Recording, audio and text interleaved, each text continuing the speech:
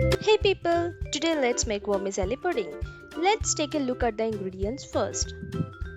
Take vermicelli, ghee, milk, sugar, cashew and kismis. Let's start with the process. Take half tablespoon of ghee, let it melt, add cashew and kismis and roast it until it turns golden brown color.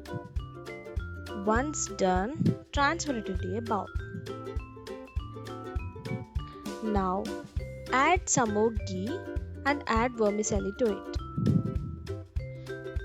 Roast vermicelli until vermicelli turns into golden brown color.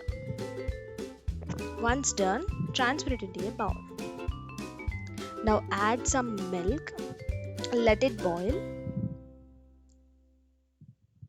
Now add roasted vermicelli to it. Then add some sugar, stir occasionally until vermicelli gets soft.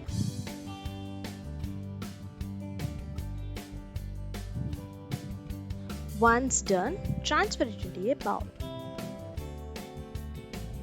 Finally, let's garnish with roasted cashew and kismis. Now, vermicelli pudding is ready to serve.